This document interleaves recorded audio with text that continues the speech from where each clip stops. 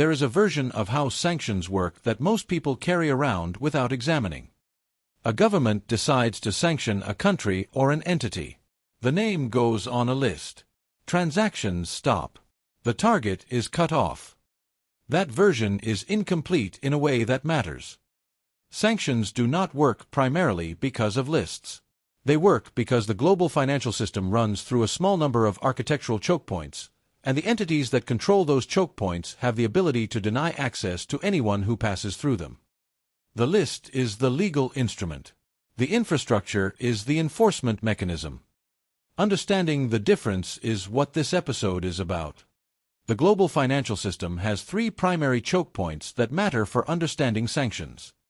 The first is SWIFT, the Society for Worldwide Interbank Financial Telecommunication. SWIFT is the messaging system that financial institutions use to communicate payment instructions across borders. It connects more than 10,000 institutions across more than 200 countries.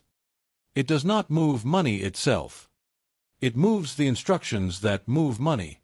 Without those instructions, cross-border transactions cannot be completed. The second is correspondent banking. Most banks do not have direct relationships with every other bank in the world. They route international transactions through larger correspondent banks, primarily U.S. institutions, that maintain the necessary relationships and dollar accounts to settle cross-border payments. The third is dollar clearing.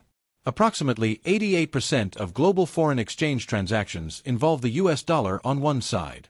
Dollar-denominated transactions must ultimately clear through the U.S. financial system, specifically through accounts held at U.S. banks or the Federal Reserve. These three systems are not independent. They are layered, and control over any one of them creates enforcement leverage over the others. When Russia's largest banks were disconnected from SWIFT in February 2022, the immediate effect was the inability to send or receive international payment instructions. But the second-order effect was more significant. Without SWIFT messaging, Russian banks could not communicate with their correspondent banking partners. Without correspondent banking, they could not route transactions through dollar clearing. Without dollar clearing, they were effectively excluded from the majority of global foreign exchange transactions. A single disconnection from a messaging system cascaded into near-total exclusion from the dollar-based financial system within days. This is what infrastructure enforcement looks like in practice. It is not a targeted disruption. It is an architectural one. And because SWIFT is the entry point to correspondent banking, which is the entry point to dollar clearing, disconnecting from the first effectively disconnects from all three. The legal instrument was a political decision by SWIFT's board. The enforcement reach was architectural. Here is the feature of sanctions enforcement that practitioners often underestimate until it directly affects an institution they work with. U.S. sanctions apply extraterritorially. This means they apply to transactions that have no U.S. party, no U.S. territory, and no U.S. beneficiary, if that transaction touches the U.S. financial system at any point in its routing. Because most international transactions in dollars must clear through U.S. correspondent banks or the Federal Reserve, a transaction between a European bank and an Asian bank, denominated in dollars, falls within U.S. jurisdiction the moment it routes through a U.S. correspondent node. The European bank and the Asian bank are both subject to U.S. sanctions law for that transaction, regardless of whether either institution has any other connection to the United States. This is the extraterritoriality premium. It is the additional compliance and legal exposure that institutions absorb simply by participating in dollar-denominated transactions. The BNP Paribas fine of 2014, $8.9 billion, was the documented proof of concept. A French bank, transacting in dollars on behalf of sanctioned entities, was fined under U.S. law for transactions that occurred entirely outside the United States. Standard compliance architecture is built around a specific assumption: that an institution's exposure to sanctions risk is determined by its direct relationships and its own screening of those relationships. That assumption breaks down in a networked enforcement environment. An institution can complete full KYC on a counterparty. It can screen against every applicable sanction list. It can document clean beneficial ownership. And the transaction can still be blocked, not because of anything the originating institution did, but because a correspondent bank 2 steps downstream made a different risk assessment about the jurisdictional exposure involved. This is the enforcement gap. The compliance framework measures the institution's own behavior.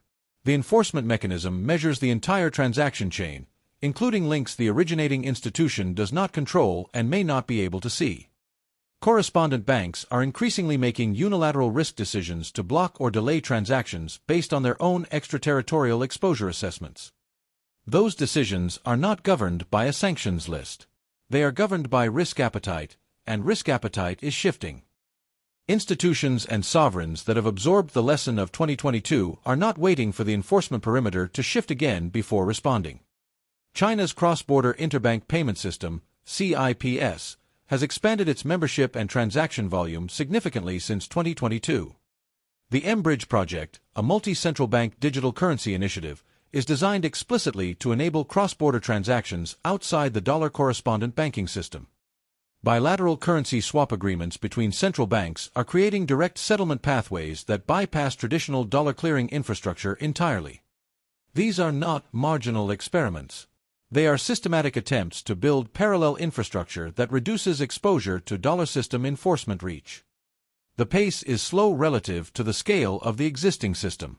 The dollar's dominance in global reserves and trade invoicing does not disappear in a credit cycle. But the direction of institutional behavior is clear. The entities with the highest exposure to access risk are the ones doing the most to reduce it. For compliance and risk practitioners, this creates a new category of counterparty assessment. Not just what is the credit quality of this institution, but what is its dollar system dependency, and how is that dependency changing? The argument this episode makes is not that sanctions are illegitimate or that the dollar system is failing. The argument is that the enforcement architecture of the global financial system is now a risk variable, one that belongs in frameworks alongside credit risk, market risk, and liquidity risk. Sanctions exposure is not binary. It is not simply sanctioned or not sanctioned. It is a spectrum of dependency on SWIFT messaging, on correspondent banking relationships, on dollar clearing access that can be measured, priced, and managed if practitioners treat it as a structural variable rather than a compliance checkbox. The institutions that are building that capability now are not doing so because they expect to be sanctioned. They are doing so because their counterparties, and the corridors their transactions travel through are all subject to enforcement dynamics that their current frameworks were not designed to capture. The infrastructure is the enforcement mechanism. Pricing the infrastructure is the work. Most people who work inside the financial system understand that sanctions exist. Very few understand the infrastructure those sanctions run through, or why that infrastructure gives the United States enforcement reach that extends far beyond its own borders. SWIFT disconnection. Dollar correspondent banking. Custodial infrastructure. Settlement systems. These are not administrative tools. They are chokepoints. And controlling chokepoints means controlling access, for any institution, in any jurisdiction, that depends on dollar clearing to operate. That is the mechanism this episode traced. The extraterritorial reach is not a legal technicality. It is a structural consequence of how the global financial system was built, and who it was built around. Episode 3 takes the institutional response further. If sanctions work through chokepoints, and if institutions now understand that dollar clearing access carries political risk, the next question is how banks are responding. The answer is quieter than most analysts acknowledge, and more consequential than most risk frameworks currently price. Episode 3 is why banks are quietly cutting off entire countries. If you are ready for the full analytical framework now, the playlist, The Age of Financial Statecraft, builds the argument from the foundational logic of dollar clearing through sanctions architecture, reserve currency drift, dual financial rails, and the institutional implications for every organization operating in this environment. The book, The Age of Financial Statecraft, is published and available now on Kindle and Google Play. It carries the complete framework, the architecture, the case studies, and the analytical tools that no single video can hold in full. Subscribe for Episode 3. And if this episode reframed how you think about the enforcement perimeter, share it with someone who is still treating sanctions as a compliance checklist rather than a structural feature of the financial system.